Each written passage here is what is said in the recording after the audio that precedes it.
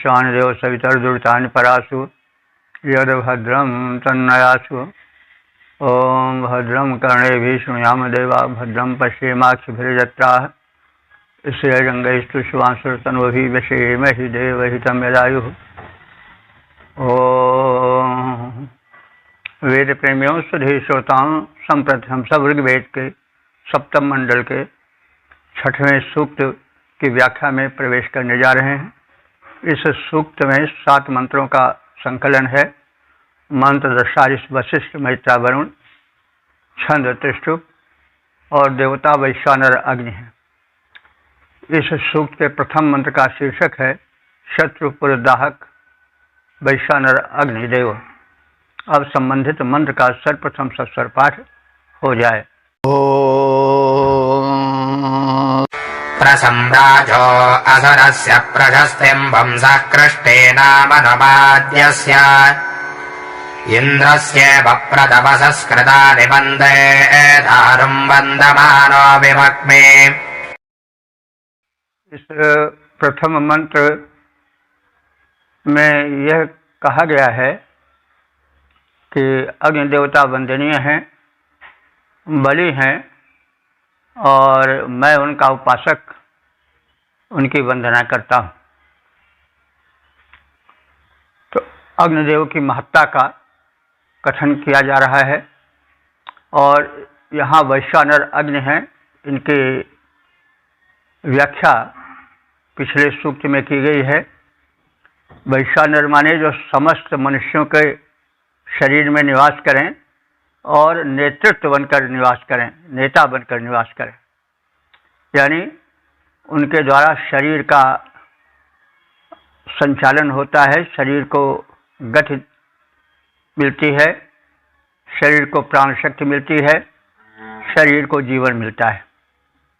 तो इसलिए वो अग्निदेव वंदनीय हैं और घट घटवासी हैं। ईश्वरत्व का उनमें विधान है।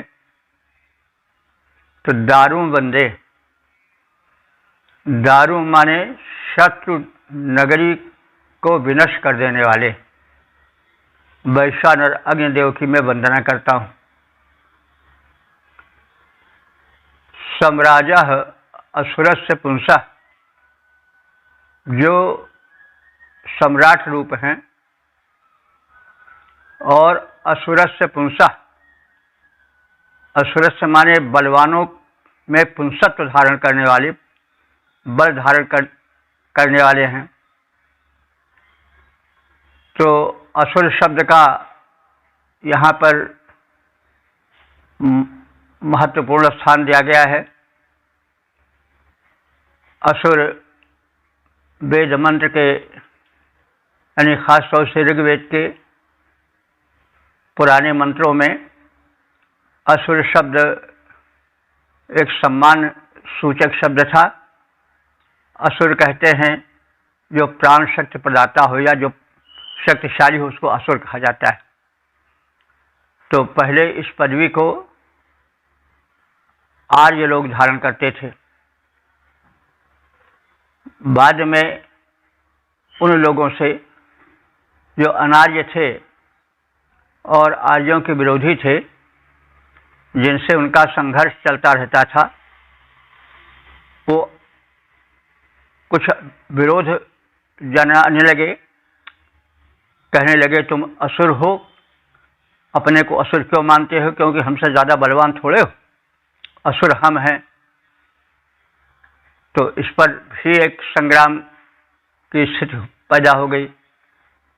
तो जो आर्य पक्षी थे, हालांकि सब भाई ही भाई हैं, लेकिन जो आर्य मतावलंबी थे वो सोचे कि छोटी छोटी बात पर संग्राम ठीक नहीं है। तो उनमें सलाह हुई होगी और कहा गया होगा, विचारधारा आपस में बनी होगी, सब ऐकमत्य से यह हुआ कि भाई ठीक है, उन्हीं को असुर रहने दो। तो उन लोगों ने यानी आर्य धर्म मतावलंबी कहने के भाई तुम ही असुर हो जाओ। तो असुर अपने को असुर कहने लगे और बाद में जो आर्यमंडल के देव थे, देव स्वरूप थे, उन्होंने अपने को सुर कहना शुरू कर दिया। अब सुर असुर में विरोध हो गया। तो तमाम शब्द हैं ऋग्वेद में जो कि अपने में एक इतिहास समेटे हुए हैं। तो ये उस समय का असुर शब्द आर्यों के लिए आया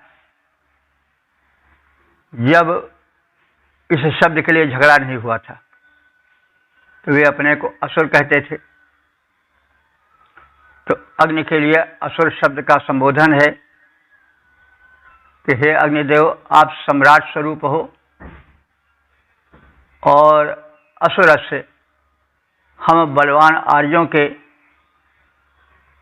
पुंसः बल स्वरूप हो, पौरुष स्वरूप हो, हम तुम्हारी वंदना करते हैं। कृष्टि नाम अनुमादेश से तुम प्रजाओं के द्वारा अस्तुत्य हो। कृष्टि नाम अनुमादेश से आर्य प्रजाओं द्वारा तुम, अनुमादस से माने आनंद पूर्वक अस्तुत्य हो, अस्तुति करने योग्य हो। तवसः इंद्रस्य यो, और तुम तवसः माने बल में, तव तवसः है तो शायद जो लोक में प्रसिद्ध है कि बड़ा तावबाज है, तो इसी तव से विकसित होगा या हुआ होगा, कुछ ऐसा कहा जा सकता है। आजकल बड़ा ताव है, उसमें बड़ा ताव आ गया, यानी बल से संबंधित शब्द है। ताव हो सकता है कि इसी तव से बढ़ा हो, विकसित हुआ हो। तो तवसः इंद्र से यु, हे अग्निदेव, तुम बल में इंद्र के समान बलवान हो। तवसः इंद्र से यु, इंद्र से यु, इंद्र के समान तवसः माने बलवान हो। और कृतानि विभक्त में इस प्रकार के पूर्व कथित गुणों से, शक्तियों से विभूषित हम लोग उसका वर्णन करते हैं और तुम्हें प्रसन्न करने की चेष्टा करते हैं। तो शत्रु की पुरियों का विध्वंस करने वाले वीर अग्नि की हम सब वंदना करते हैं। बलवान वीर प्रतापी सम्राट के समान अग्निदेव और प्रजाओं द्वारा अस्तुत अग्निदेव और इंद्र के समान बलवान महान अग्निदेव के महत् कृत्यों का मैं ऋषि वर्णन करता हूँ। शत्रु नगरियों को जिसने है तहस नहस कर डाला, शत्रु नगरियों को जिसने है तहस नहस कर डाला, उन पावक की करूं वंदना जो कि बड़ा बल वाला वीर प्रतापी नृपजों जन ने जिसको मान दिया है, बलि इंद्रजों जग में जिसने उत्तम कर्म किया है।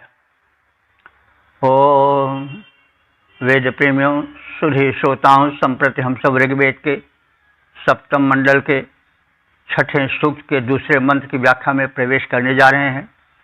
मंत्र दृष्टा ऋषि वशिष्ठ मैत्रा वरुण, छंद त्रिष्टुप, देवता अग्नि और शीर्षक है महत् कृत्यों के कर्ता अग्निदेव।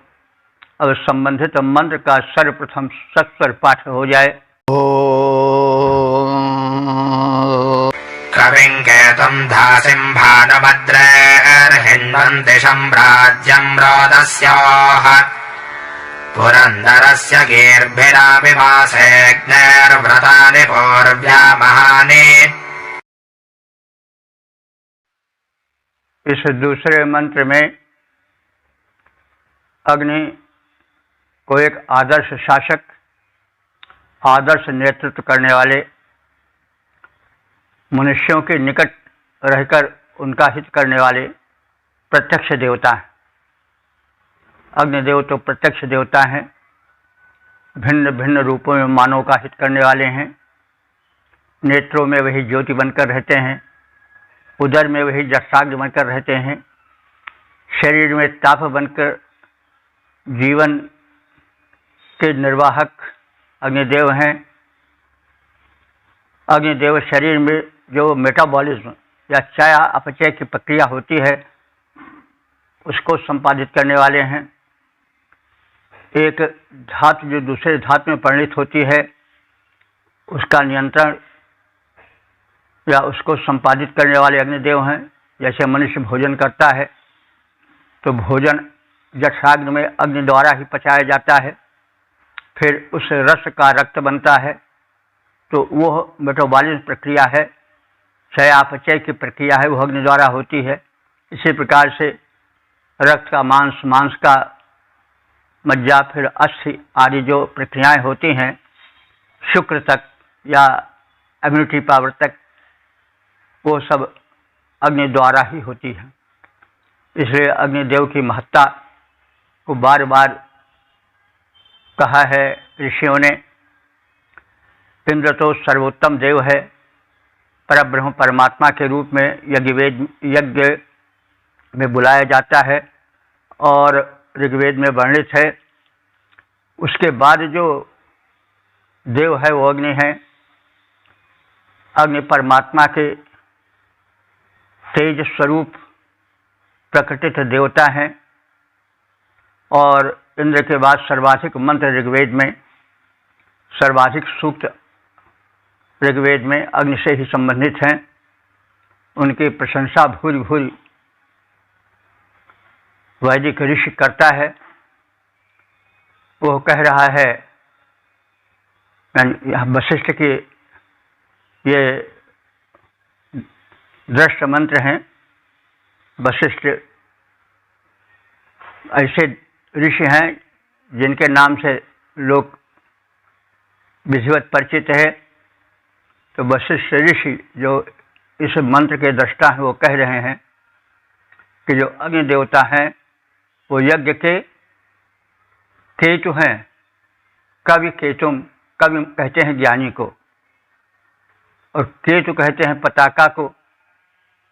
तो जो ज्ञानी अग्निदेव हैं वो यज्ञ की पताका स्वरूप हैं, केतु स्वरूप हैं। तो पताका जो है वो ज्ञापक होता है। पताका जहाँ रहती है वो दूर से ही बता देती है कि यहाँ पर एक प्रयोजन विशेष है, हो रहा है, तो यानी वो प्रयोजन के परिचायक है।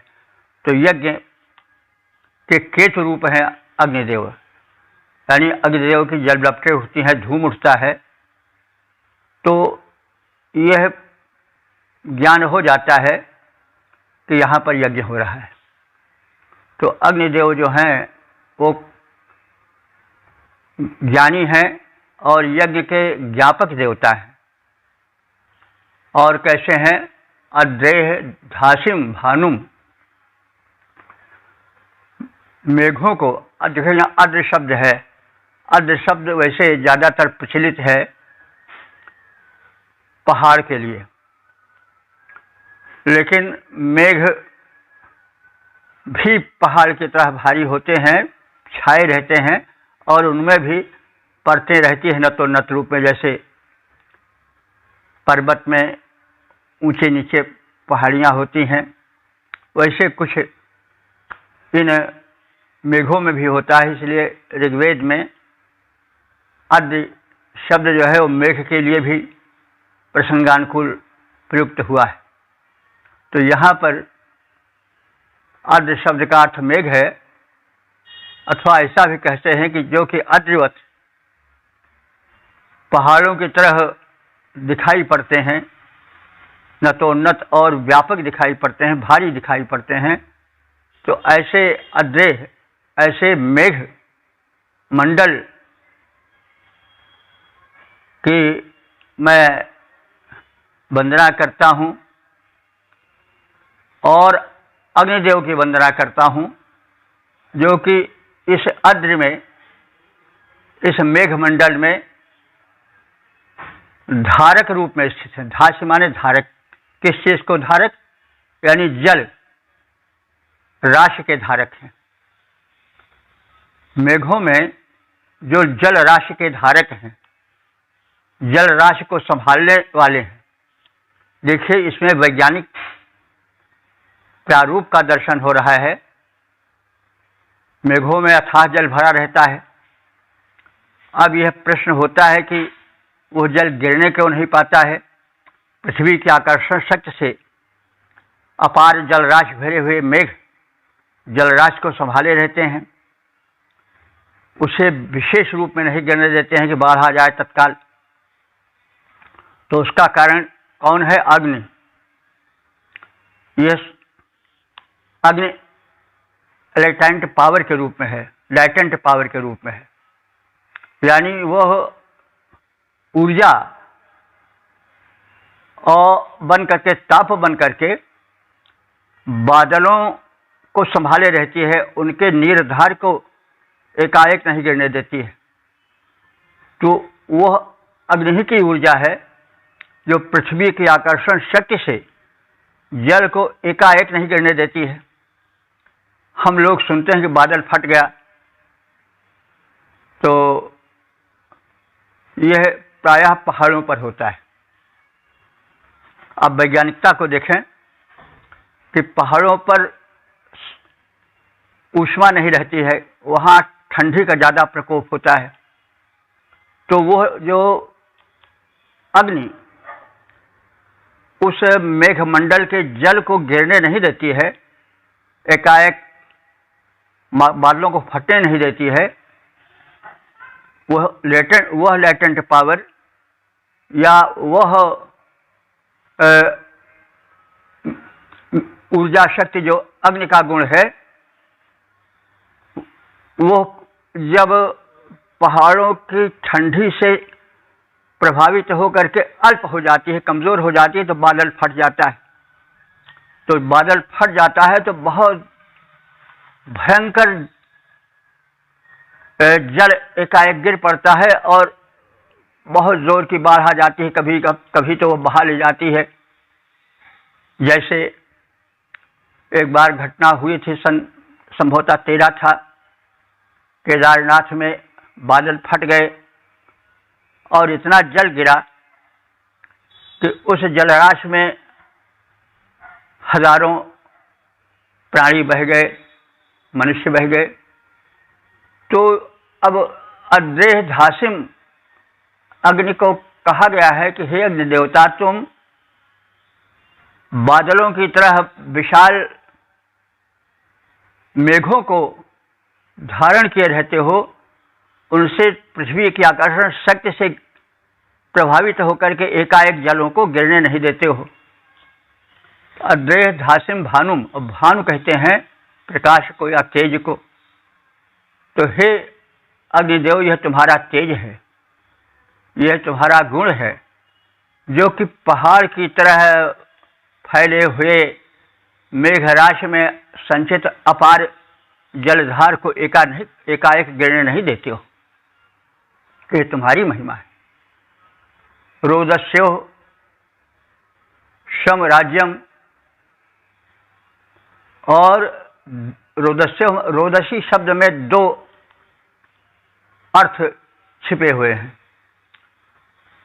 शब्द एक है, लेकिन संज्ञा या भाव उसमें 2 है। जैसे दंपति में पति पत्नी आ जाते हैं एक ही शब्द में, वैसे रोदसी में धरा और गगन, द्विलोक और भूलोक दोनों अर्थित होते हैं। तो रोदस्य हो शम राज्यम, तुम द्विलोक और भूलोक को सुखद रीति से संभाले रहते हो, उस पर शासन करते हो।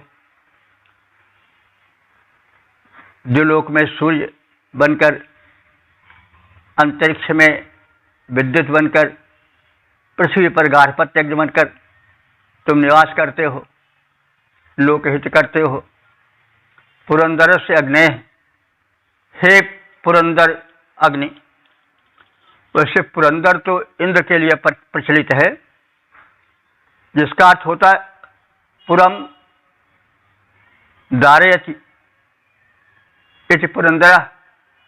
तो इंद्र अपने वज्रों से शत्रु नगरियों को नष्ट करते थे, इसलिए उनको पुरंदर कह दिया गया और ये शब्द इंद्र के लिए ही रूढ़ हो गया। लेकिन यहाँ पर पुरंदर शब्द जो है वो अग्नि के लिए है। पुरम यानी शत्रुणाम पुरम, दारयति नाशयति इति पुरंदरा। ये अग्नि का विशेषण है कि हे शत्रु के पुरों को नष्ट करने वाले अग्निदेव, पूर्व्या महान व्रतानि, तुम्हारे पुरातन महत् कृत्यों को मैं वशिष्ठ गीर्भि आविवासे, गीर्भि माने स्तुति भरे वचनों द्वारा विनती करता हूँ। स्तुति भरे विनत वेद मंत्रों से मैं तुम्हारी उपासना करता हूँ। तो अग्नि देव ज्ञानी हैं, यज्ञ के केतु रूप ज्ञापक हैं, यानी अग्निदेव यज्ञ वेदी में जलते हैं, धुआं उठता है। इन सब लक्षणों से लोग जान जाते हैं कि यहाँ पर यज्ञ हो रहा है, इसलिए उनको पताका के तुल्य यज्ञ का ज्ञापक कहा गया है। हे अग्निदेव, तुम मेघों के धारक हो। तो मेघों के धारक कैसे हैं, शब्दार्थ में इसको बता दिया गया है। तुम सबके कल्याणकामी हो, कल्याण करने की इच्छा रखने वाले हो। द्यावा पृथ्वी के सुशासक हो, शत्रु के पुरों को तहस नहस कर डालने वाले हो। और हे पुरातन अग्निदेव, तुम्हारे महत्वपूर्ण कृत्यों का मैं वशिष्ठ यशोगान करता हूँ।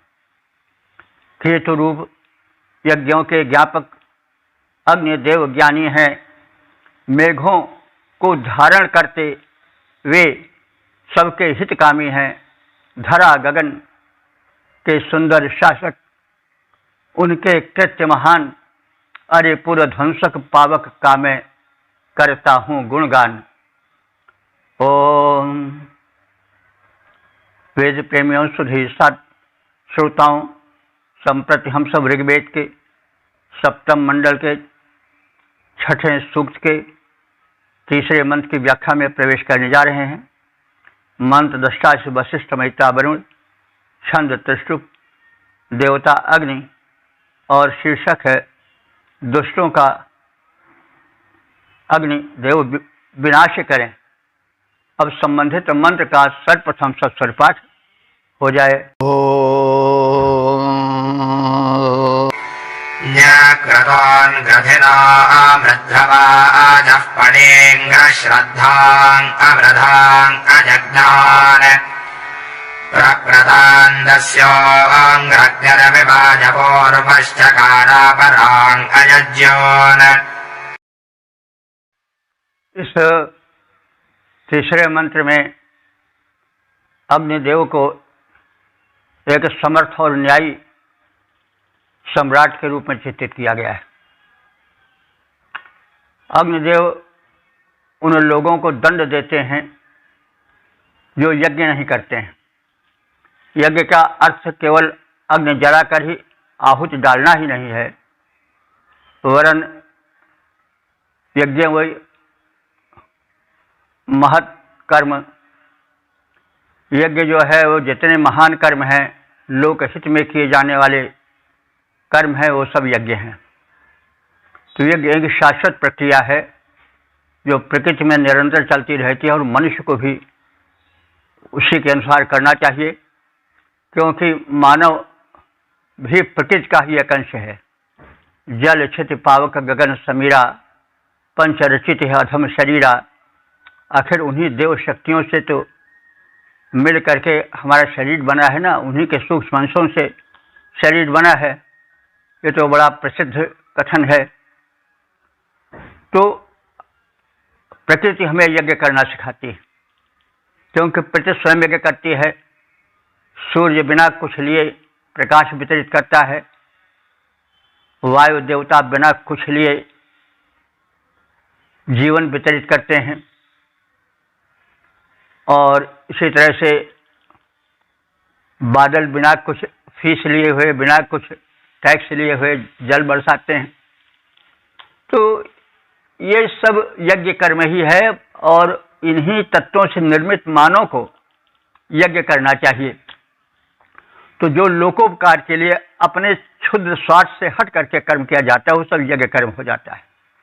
इसे हमें ध्यान में रखना चाहिए। कभी यज्ञ का अर्थ सीधे यज्ञ कर्म से ही होता है, कभी कभी लोकोपकार में किए गए कर्मों से होता है। तो इस मंत्र में यह बताया गया है कि अग्नि देवता जो हैं वो पणियों का विनाश करते हैं, और जो यज्ञ करते हैं उनको उत्कर्ष देते हैं। तो पणि शब्द बड़ा व्याख्या करने योग्य शब्द है। तो पणि एक व्यापारी वर्ग था, एक संपन्न वर्ग था। इसमें मतलब मतभेद है। कुछ लोग कहते हैं कि आर्यों में भी एक वर्ग था जो ऐसा था, व्यापारी था, लेकिन शुभ कर्म में सहयोग नहीं देता था। कुछ चोर प्रवृत्ति का था, टैक्स जैसे टैक्स चोर होते हैं वैसे था। लेकिन अधिकांश मत यह है कि यह असुर जात से संबंधित धनी व्यापारी थे।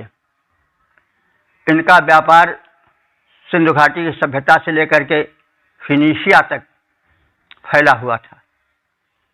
ये बड़े संपन्न व्यापारी थे, लेकिन यज्ञ विरोधी थे, और अवसर पा करके आर्यों की गायों को भी चुरा लेते थे, वहाँ भी हाथ साफ कर देते थे, और कहीं गिरकंदरा में छिपाकर गायों को बांध जाते थे। फिर मौका मिलते ही उनको लेकर छूमंतर हो जाते थे। तो ऐसे लोगों के प्रति आर्यों में बड़ी घृणा थी। आर्य यज्ञ प्रेमी थे।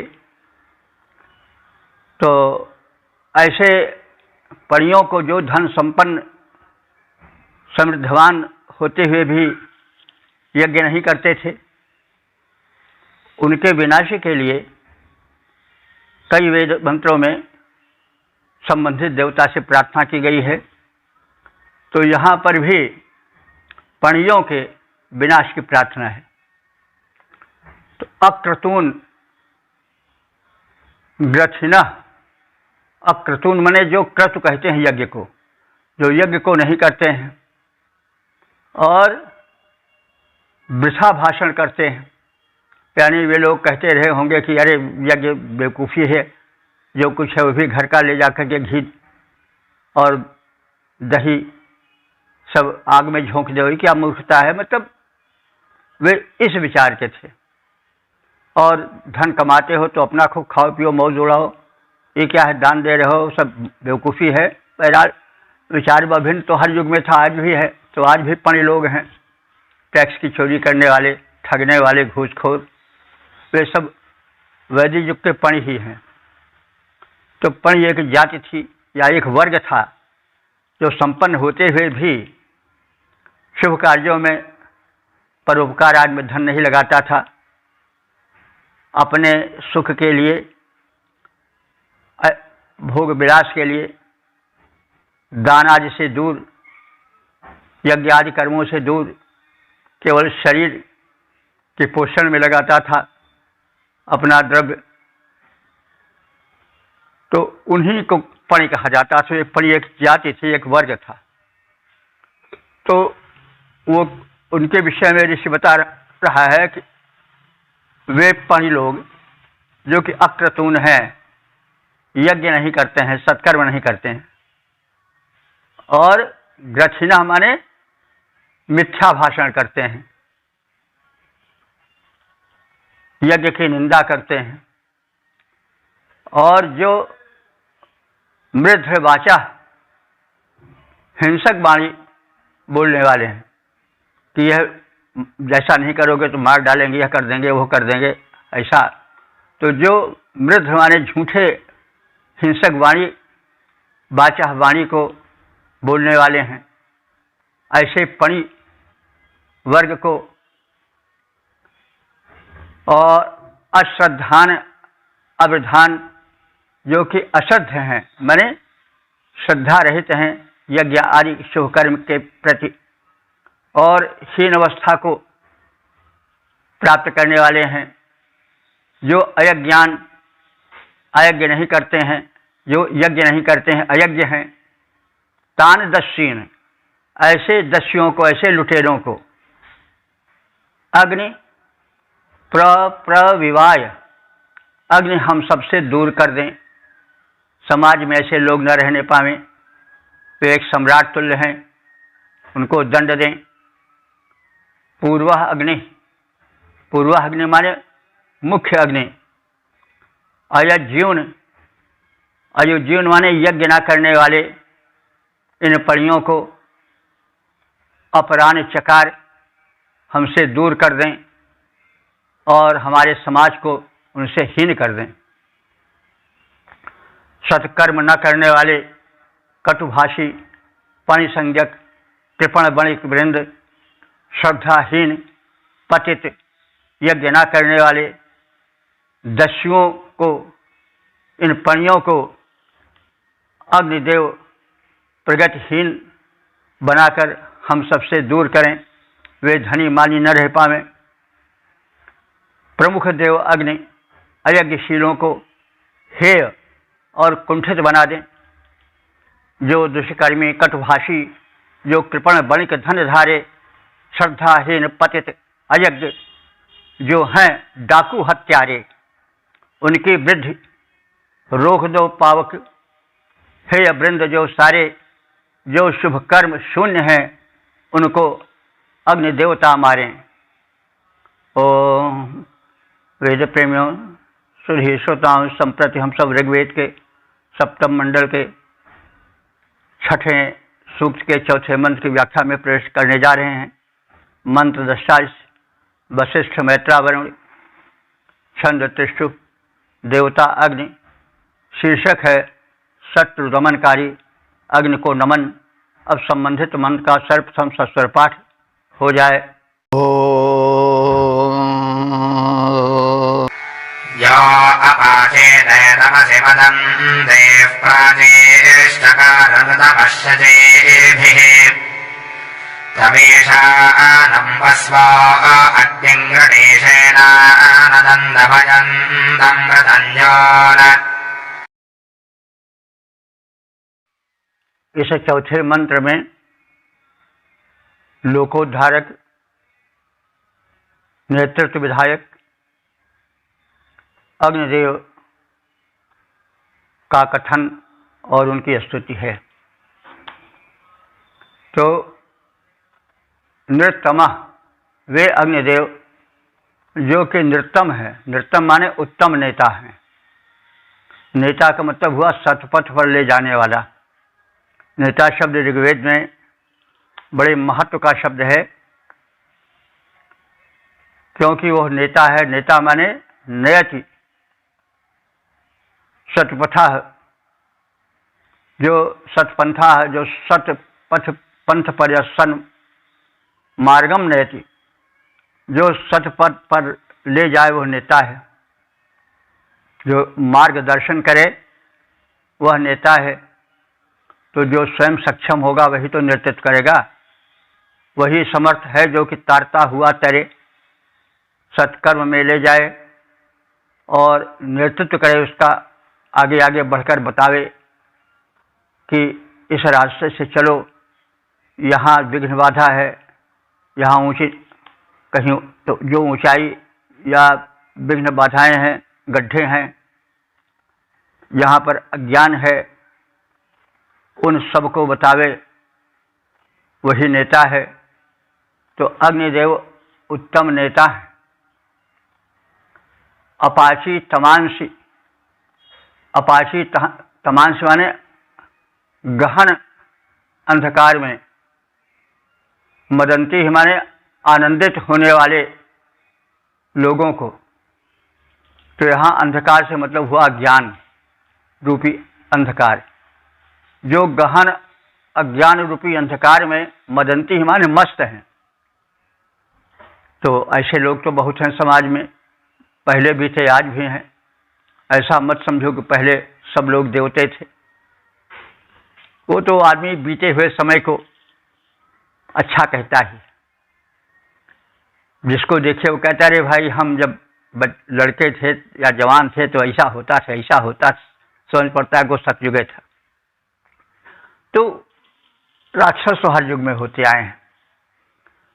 तो यहाँ पर वो शब्द बता रहा है कि ऐसे लोग जो कि अपाचीने तमांसी, जो कि गहन अज्ञान अंधकार में डूबे हुए हैं, लेकिन मदंती ही उसी अंधकार में मस्त हैं। ये तो स्पष्ट होगा अर्थ कि जो शराब पीता है उसको रोको तो बिगड़ जाएगा। जो चालबाजी करता है, धोखा देता है, चोरी करता है, उससे कहो कि ऐसा मत करो तो उस गांठ फटकार बताने लगेगा, प्रहार भी कर सकता है। तो ऐसे लोग कौन हैं कि वो जो दुष्कर्म में ही आनंदित होते हैं। अरे सब झूठ है, पाखंड है, मूर्खता है, खूब घूस लो, खूब कमाओ, खूब आनंद करो, यही जिंदगी है। तो ये लोग जो है वो अपने उसी अंधकार में मस्त हैं।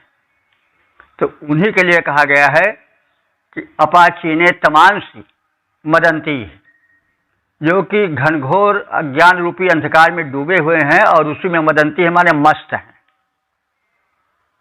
शची भी प्राची चकार, प्रज्ञा बुद्ध से ऋजगामी किया। हे अग्निदेव, तुमने ऐसे लोगों का भी उद्धार किया है जो अंधकार ही में मस्त हैं, जो अज्ञान में ही प्रसन्न हैं, दुष्कर्म में ही आनंद ले रहे हैं। शराब है, जुआ है, छल है, कपट है, घूस है, या बाहुबली होकर दूसरों को दबाना है, आदि आदि तमाम कुकर्म है, लेकिन उसी में वो मस्त हैं। तो हे अग्निदेव, तुम उद्धारक हो, पतित पावन हो। वही रूप आया है बाद में कि हे हरि मैं पतित पावन सुने, मैं पतित तुम पतित पावन, दो बानक बने। तो अब देवता का उद्धारक रूप भी है कि हे अग्निदेव, तुमने ऐसे अधमियों का, ऐसे कुमारियों का पथ प्रदर्शन किया है और उन्हें ऋजुगामी बना दिया है। शची भी प्राची ही चकार, अपनी प्रज्ञा बुद्धि से, तेजस्वी बुद्धि से तुमने उनको ऋजुगामी माने सरल पथ, ईमानदारी के रास्ते पर ला दिया है। अनान तम प्रतन्यून दमयंतम, अधीन परंतु सेना से आक्रमण करने वाले शत्रु का तुम दमन करने वाले हो। हे अग्निदेव, ऐसे दिव्य व्यक्तित्व वाले तुम्हारी मैं स्तुति करता हूँ।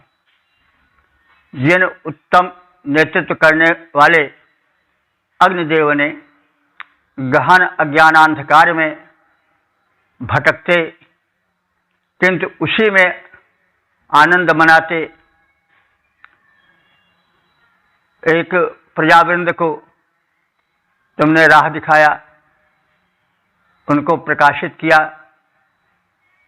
उनके उस गहन अंधकार अज्ञान में डूबे हुए को प्रकाशित रास्ते पर लाए, प्रकाशित ज्ञान के पंथ पर लाए और उनको उन्नति का, सत्कर्म का पथ दिखाया। तो ऐसे नेतृत्व विधायक, सत्य पथ पर ले चलने वाले,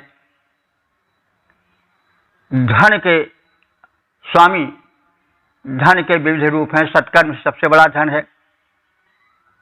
मनुष्य यदि सत्कर्मी है तो धन तो उसके पीछे आएगा, अगर दुष्कर्मी है तो धन के जाने में देर नहीं लगती है। तो इसलिए कहा गया है कि तुम सत्मार्ग सन्मार्ग देखा करके धन को जाने से बचाते हो। तो ऐसे धन के स्वामी, शत्रु दमनकारी अग्निदेव की मैं स्तुति करता हूँ। शत्रु भी भिन्न भिन्न प्रकार के हैं। जैसे रोग है वो बड़ा भारी शत्रु है, डॉक्टर लूट लेते हैं, वैद्य लूट लेते हैं। और बुरी आदतें पड़ गई तो वो भी शत्रु हैं। धन के न आने में देरी न जाने में देरी। तो अग्नि जो दुर्व्यसन है, बुरी आदतें हैं, जिसको कि मनुष्य समझ नहीं पाता कि हम गलत कर रहे हैं, गलत करता जाता है। ऐसे दुर्व्यसनी, नीच कर्म करने वाले का उद्धार है अग्निदेव तुम करते हो। और ऐसे तुझ महान देवता अग्नि की मैं वशिष्ठ ऋषि स्तुति करता हूँ। अग्निदेव उत्तम नेतृत्व विधायक माने जाते। वे अपने प्रज्ञा प्रकाश से उन्नति पथ दिखलाते। तमसावृत जो तम को ही आनंद मान बैठे हैं, वे ज्ञानी जो तमसावृत पथ को ही आनंद मान बैठे थे, भटक रहे थे, भटकन को ही शान समझ बैठे थे। भटक रहे थे पर भटकन को ही शान मान बैठे थे। ऐसों का उद्धार किए जो अग्निदेव सुखकारी, उनकी ही मैं स्तुति करता भर कर श्रद्धा सारी। ओ वेद प्रेमियों, सुधी श्रोताओं, संप्रति हम सब ऋग्वेद के सप्तम मंडल के 6वें सूक्त के 5वें मंत्र की व्याख्या में प्रवेश करने जा रहे हैं। मंत्र दस्ता वशिष्ठ मैत्रावरुण, छंद त्रिष्टुप, देवता अग्नि। शीर्षक है भटकों के उद्धारक अग्निदेव। अब संबंधित मंत्र का सर्वप्रथम सस्वर पाठ हो जाए।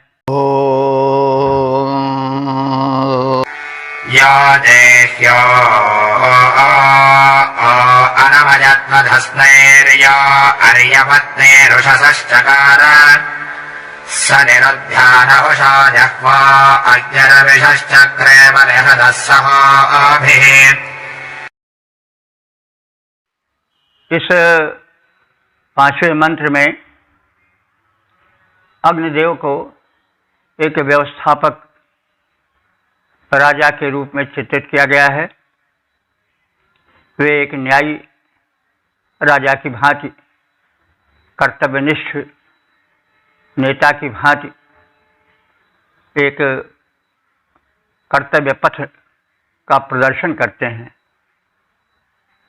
तो यह देह्यः भदस्नैः अनयत, जिस अग्निदेव ने अपने शत्रुओं से आसुरी माया को झुकाया। आसुरी माया क्या है? छल कपट और अनुचित बल प्रयोग, यही आसुरी माया है। तो जैसे राजा छल बल से कपट पूर्वक धन संचय करने वालों पर लगाम लगाता है, तो वैसे ही एक शासक के रूप में अग्निदेव अपने को प्रस्तुत करते हैं। तो जिसने अपने आयुधों से, अस्त्र शस्त्रों से आसुरी माया को झुकाया, यह उत्साह अर्य पत्नी चकार, यह हमारे जिस अग्निदेव ने उषा हमारे उषा को, जो कि अर्य पत्नी, जो कि अर्य माने होता है गमनशील, सूर्य के लिए यह विशेषण आया है। अर्य गमनशील सूर्य, सूर्य भी गमन करता है, ऐसी बात नहीं है। यूँ तो हम देखते हैं कि क्षितिज से उठ करके, पूर्व क्षितिज से उठा सूर्य पश्चिम क्षितिज में जाता है तो गमन करता है। उसके रथ की भी कल्पना की गई जिसमें घोड़े हैं। तो ये तो अलंकारिक कथन है। कुछ लोग ऐसा कहते हैं कि सूर्य टिका हुआ है, पृथ्वी चल रही है, तो वो इसका मतलब नहीं कि सूर्य कहीं नहीं चल रहा है, सूर्य चल रहा है।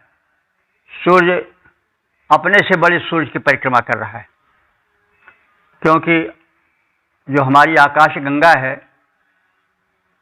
इसमें अनंत सूर्य हैं, और जो सूर्य से बड़ा सूर्य है उसकी और आकाश गंगा की परिक्रमा सूर्य भी करता है। ये तो विज्ञान सिद्ध तथ्य है कि सूर्य भी परिभ्रमण कर रहा है। जितने ग्रह हैं सब घूम रहे हैं और अपने से प्रबल ग्रह की परिक्रमा सब कर रहे हैं। तो ऋषि ने तो इसकी झलक दिखाई ही है।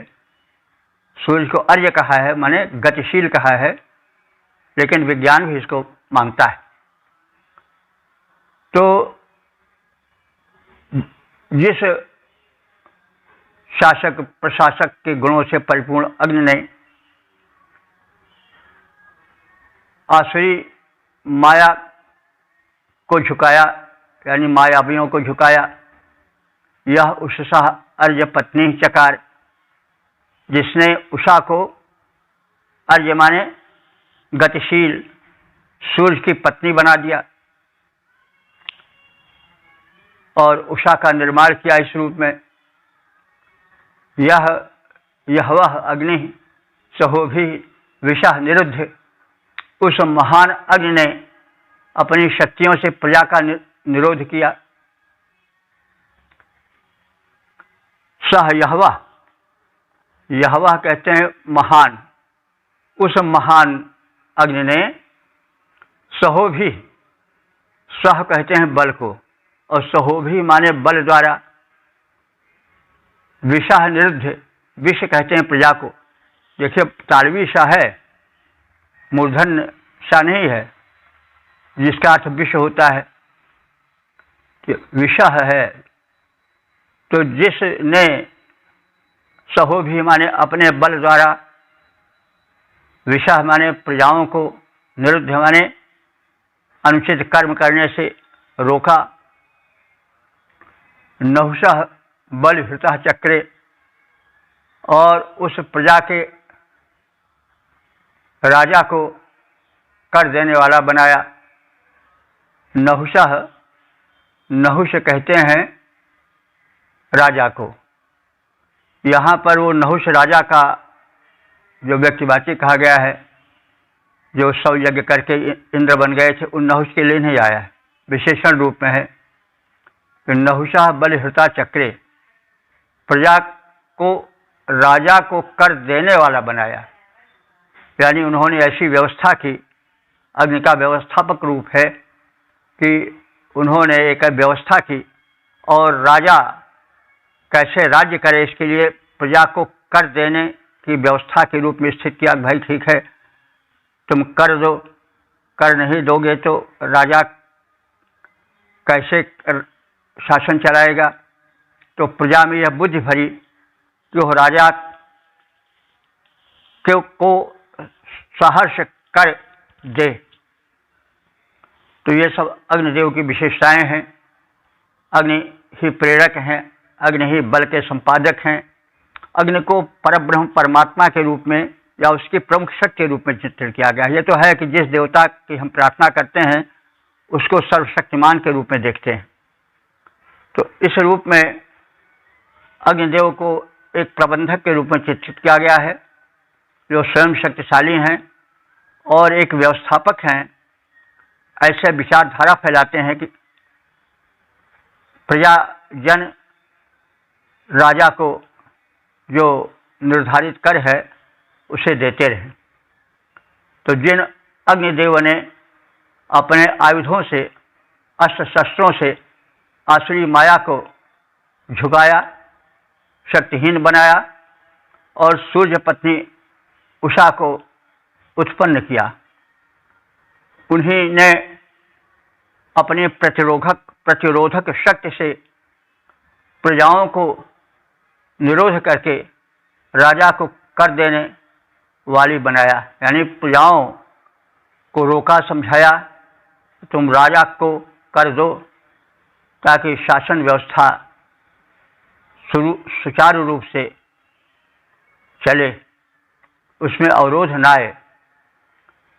असुरों को आयुध प्रयोग से जिसने तुरंत झुकाया, जिस अग्नि ने असुरों को आयुध प्रयोग से जाकर तुरंत झुकाया, जिसने उषा सूर्य पत्नी को जगहित हेतु जगाया, निज प्रतिरोधक शक्ति योग से उत्तम कार्य कराया, उसी अग्नि ने प्रजावृंद को कर दात्री है बनाया।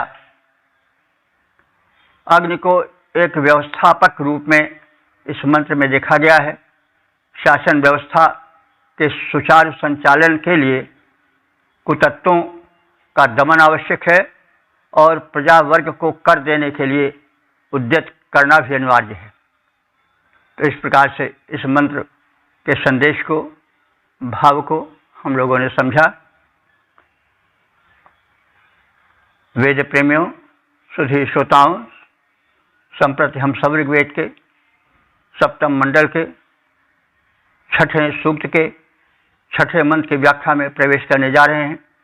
मंत्र दृष्टा वशिष्ठ मैत्रा वरुण, छंद त्रिष्टुप, देवता अग्नि, शीर्षक है अग्निदेव की महत्ता। अब संबंधित मंत्र का सर्वप्रथम सस्वर पाठ हो जाए। यस्य धर्मन्दपविश्वे जनाः स एवैस्तस्थः स्वपदिम् भिक्षमाणाः वैश्वानरो वरमारोदस्य राज्ञः ससानमित्रोरुपस्थम्। इस छठे मंत्र में अग्नि देव की महत्ता का, उनकी व्यापकता का कथन है। अग्निदेव भूतल में रहकर यज्ञवेदी से हव्यान्न को दग्ध कर उसके सूक्ष्म पोषक तत्वों को प्रकृति में जो देव स्थान पाए हैं, वायुमंडल को, भूमंडल को, गगनमंडल को एक ऊर्जा प्रदान करते हैं। वही अग्निदेव अंतरिक्ष में भी रहते हैं, क्या बनकर? विद्युत बनकर। और वे द्युलोक में भी सूर्य बनकर रहते हैं। तो अग्नि व्यापक हैं और सर्वत्र कल्याण करते हैं तीनों लोकों का। भूतल में, यज्ञवेदी में वे सुशोभित होते हैं, यज्ञ कर्म कराते हैं।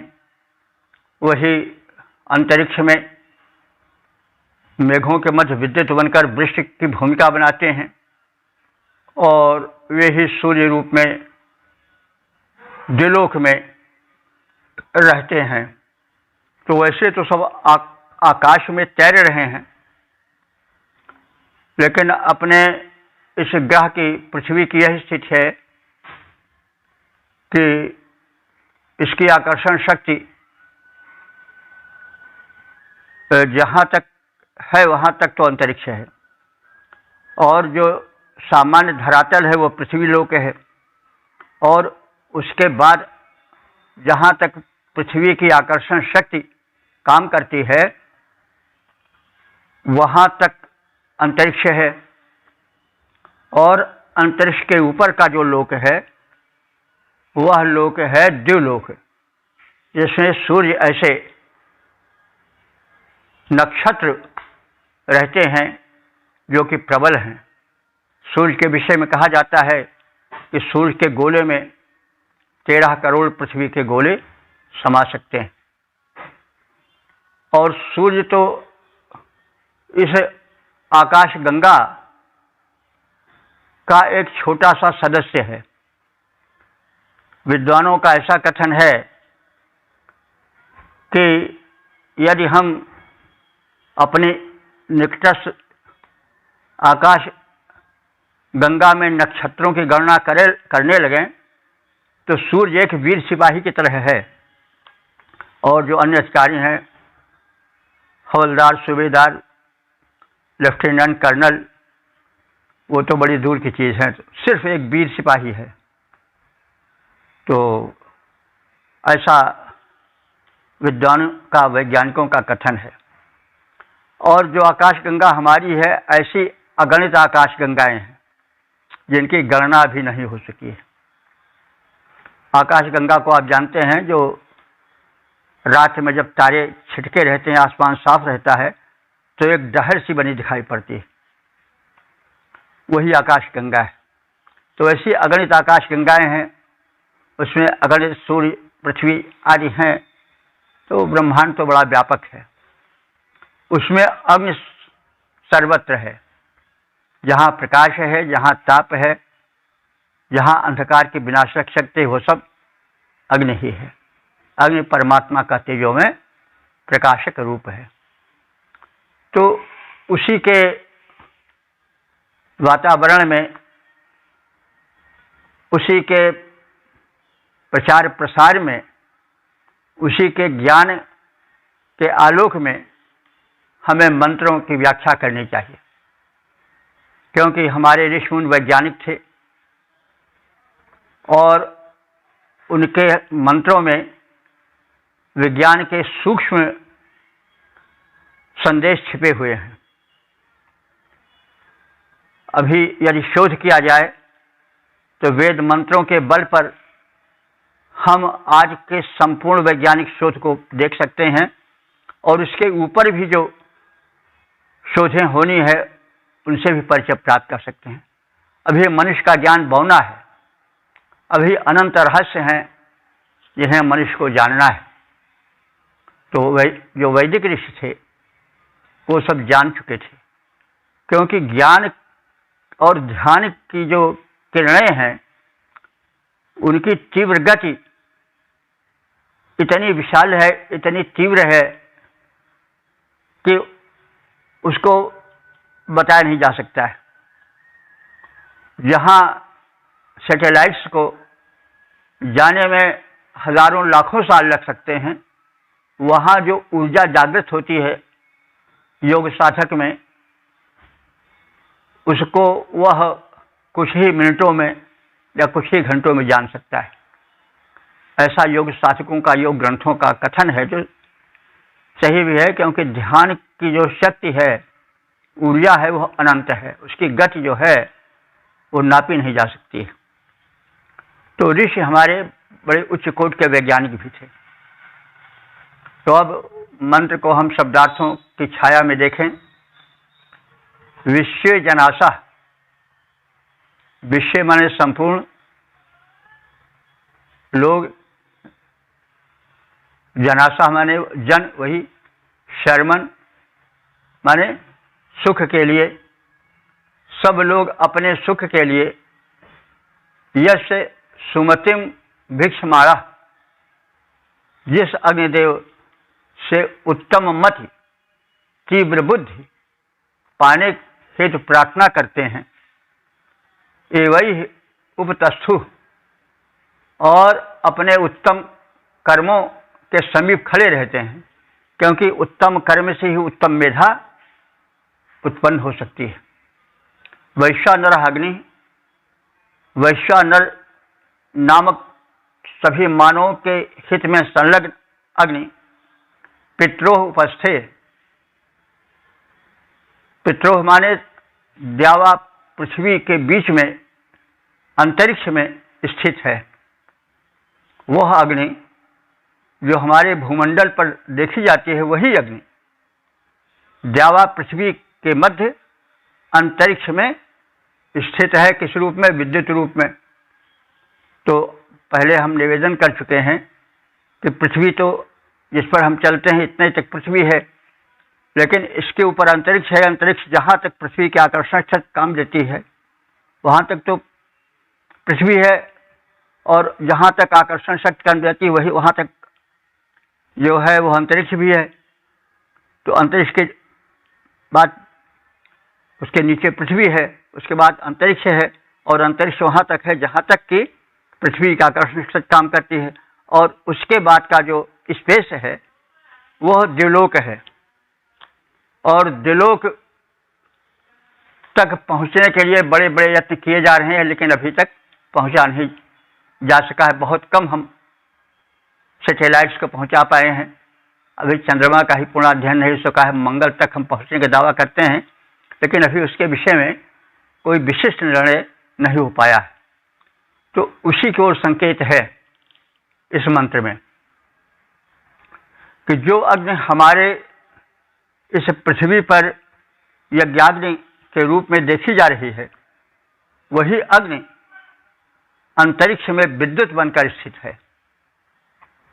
समस्त हविदाता उपासक सुख कामना और सद्बुद्धि के प्रार्थी बनकर अपने सत्कर्मों के साथ समस्त प्राणियों के हितैषी अग्निदेव के निकट यज्ञ वेदी के पास उपस्थित होते हैं।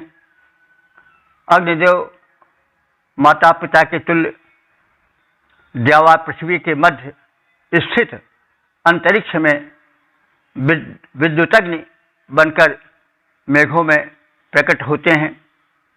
तो अग्नि के ही रूप हैं, जैसा निवेदन करते आए हैं, जैसा वेद मंत्र बताता है कि अग्नि का प्रसार त्रिलोक व्यापी है, भूमंडल पर है, अंतरिक्ष लोक में है, और उसके ऊपर जो द्युलोक है जिसके प्रसार की कोई सीमा नहीं है, वहाँ भी अग्निदेव की व्याप्ति है। सुख सुबुद्धि के हेतु अग्नि ढिग हविदाता आते हैं, सचराचर के हितकारी पावक माने जाते हैं। द्यावा पृथ्वी जनक जनन की पदवी जो पाए हैं, मध्य उन्हीं के अग्नि देवता विद्युत बन छाए हैं। ओम वेद प्रेमियों सुधीर श्रोताओं, संप्रति हम सब ऋग्वेद के सप्तम मंडल के छठे सूक्त के 7वें मंत्र की व्याख्या में प्रवेश करने जा रहे हैं। मंत्र दृष्टा वशिष्ठ मैत्रा वरुण, छंद त्रिष्टुप, देवता अग्नि है, शीर्षक है तीनों लोकों के अंधकार के विनाशक अग्निदेव। अब संबंधित मंत्र का सर्वप्रथम सस्वर पाठ हो जाए। आदेवो ददेवध्या आवसो निवैश्वानर उदिता सूर्यस्य आसमुद्रादपरादा परस्मादाग्निर्ददे दिव आपृथिव्याः। इस 7वें मंत्र में अग्नि की तमोहारी शक्ति का कथन है। अग्निदेव सर्वत्र व्याप्त हैं, जल में, थल में, समुद्र में, साथ ही साथ वे अंतरिक्ष में, और उसके ऊपर जो द्युलोक है जिसको हम स्पेस कह सकते हैं, वहाँ भी उनकी उपस्थिति है। तो अग्निदेव प्रबल, प्रचंड और सर्वव्यापक देव हैं। इसका कथन इस मंत्र में है। वैश्वानर अग्नि देवता, वैश्वानर माने सबके हितैषी, सभी प्राणियों के हितकारी अग्नि देवता। बुधन्या वसूनि सूर्य से उदिता आददे, बुधन्या माने अंतरिक्ष के, वसूनि माने रत्न को, धन को, सूर्य से उदिता सूर्य के रूप में उदित होकर के आददे प्रदान करते हैं। यानी अग्नि ही सर्वत्र व्याप्त हैं। वे द्विलोक में सूर्य बनकर व्याप्त हैं और संपूर्ण अपने अनुदानों को उदित होकर भूमंडल को, अंतरिक्ष को प्रदान करते हैं। असमुद्रात अवरात पृथिव्यः, असमुद्रात माने समुद्र से लेकर के पृथ्वी तक ये अग्निदेव अपने अनुदान को वितरित करते रहते हैं। साथ ही साथ दिवा आदित्य द्विलोक को भी अपने अनुदान प्रदान करते हैं, अंधकार का हरण करते हैं। वैश्वानर अग्निदेव सूर्य रूप में प्रकट होकर अंधकार का विनाश करते हैं। सभी के हितैषी अग्निदेव अंतरिक्ष एवं देवा पृथ्वी से अंधकार को समाप्त करते हैं। द्विलोक में भी अंधकार का नाश उन्हीं के द्वारा होता है और समुद्र में बड़वाग्नि बनकर रहते हैं। इस प्रकार से ये अग्निदेव ही भिन्न भिन्न रूपों में फैले हैं, लोक का हित करते हैं। प्रकाश उनका गुण है, ताप उनका गुण है। वे भूलोक में गार्हपत्य अग्नि बन करके, अंतरिक्ष लोक में विद्युत बन करके, और उसके ऊपर का जो लोक द्युलोक है वहाँ वे सूर्य बन करके अंधकार हरण करते हैं, विश्व का पालन पोषण करते हैं। तो सूर्य रूप में अग्निदेव ही तिमिर अखिल हरते हैं। द्यावा पृथ्वी के तम को हरकर प्रकाश भरते हैं। इनके भी अतिरिक्त, इसके भी अतिरिक्त द्विलोक के भीतर तम हरते हैं। इस प्रकार से अखिल लोक के तम को दूर करते हैं। तो इस प्रकार से हमने इस सूक्त के समापन वाले मंत्र का संक्षिप्त ज्ञान प्राप्त किया। ऋग्वेद के सप्तम मंडल के 6वें सूक्त में 7 मंत्र हैं जिनका हम संक्षिप्त रूप जाने हैं, व्याख्यायित कर चुके हैं। और अब तक ले जो मंत्र व्याख्यायित हो चुके हैं उनकी संख्या 5205 हो चुकी है। अग्निदेव की महत्ता का कथन इस सूक्त में है। अग्निदेव त्रिलोकवासी हैं, त्रिलोक में व्याप्त हैं। भूमंडल में वे गार्हपत्य अग्नि बन करके, घर में जो अग्नि रहती है दीपक के रूप में, रसोई रूप में जो अग्नि रहती है वो अग्नि भी लोक कल्याण करती है। अंतरिक्ष में विद्युत रूप में मेघों के मध्य अग्नि का वास होता है। उसके ऊपर जो द्विलोक है जिसे हम स्पेस कह सकते हैं, वहाँ सूर्य के रूप में और अनंत ग्रह नक्षत्रों के रूप में उनकी व्याप्ति है। अग्नि देव जो हैं वो दुष्टों का विनाश करते हैं। भटकी हुई अंधकार में मग्न प्रजा को पथ बताते हैं। जो दुष्ट हैं उनको दंड देते हैं, जो सज्जन हैं उनको प्रकाश में लाते हैं। वे ही प्रेरित करते हैं सत्कर्म करने के लिए। वो सर्वव्यापक हैं। शरीर में वे रहते हैं, नेत्र में वे जो है वो दृश्य में प्रकाश बनकर रहते हैं, शरीर में ताप बनकर रहते हैं, उदर में जो है वो जठराग्नि बनकर रहते हैं। इसलिए अग्नि सर्वव्यापक हैं। अग्नि के साथ ही जीवन जुड़ा है। अग्नि तत्व अगर समाप्त हो जाता है, शरीर ठंडा पड़ जाता है। ठंडा पड़ने का मतलब हुआ कि मृत्यु को प्राप्त होना। और एक व्यवस्थापक के रूप में भी अग्नि का रूप देखा गया है। वे पृथ्वी में एक व्यवस्था स्थापित करते हैं, अंतरिक्ष में भी एक व्यवस्था स्थापित करते हैं। जल वर्षण अत्यधिक न हो जाए, बादल फटकर बाढ़ न ले लाए, इसलिए वे अग्नि ताप बन करके बादलों को फटने से, एकाएक बरस पड़ने से रोके रहते हैं। जल का वर्षण एक मध्यम रूप से, न बहुत अधिक न बहुत कम कराते हैं वे।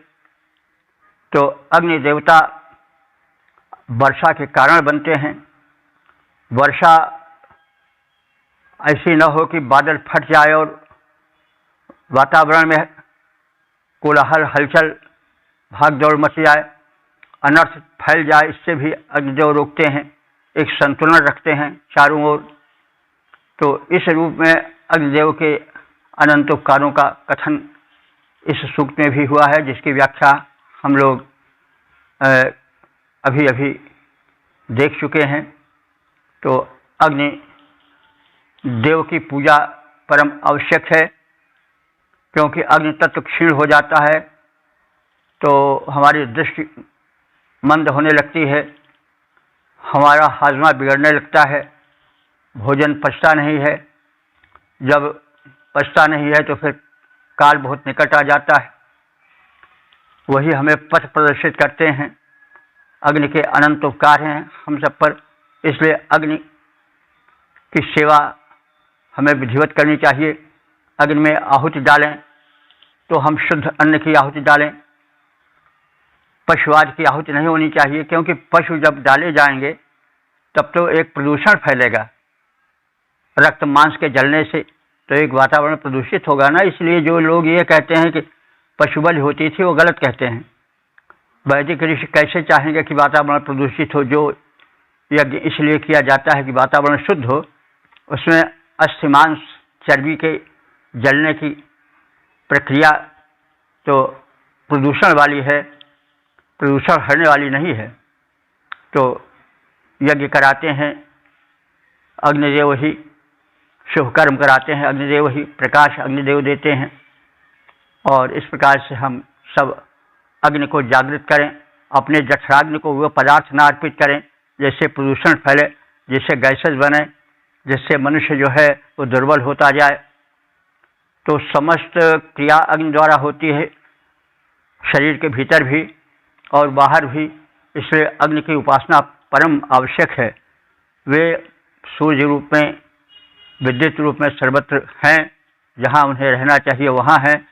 इस सब को हम, इस वैज्ञानिकता को, इस तथ्य को समझकर हम अपने सब जीवन को बितावें। तो वेद मंत्रों में बड़े रहस्य हैं। त्रिकालदर्शी ऋषियों में वो समझ थी जो कि अभी तक नहीं आ सकी है। तमाम सूक्ष्म सिद्धांत वैज्ञानिक इसमें भरे पड़े हैं। आवश्यकता है शोध की और उसके प्रचार प्रसार की। हम सब आर्य हैं और हमारा सबका कर्तव्य है कि अपने पूर्वज त्रिकालदर्शी ऋषियों के इस परम पवित्र अभियान को, वेदों के संदेश को चारों ओर फैलाएं और इस प्रकार से धरती को स्वर्ग बनाएं। यह हमारा परम कर्तव्य है, यह नैतिक दायित्व है। ओम सर्वे भवन्तु सुखिनः, सर्वे सन्तु निरामयाः, सर्वे भद्राणि पश्यन्तु, मा कश्चित् दुःखभाग् भवेत्।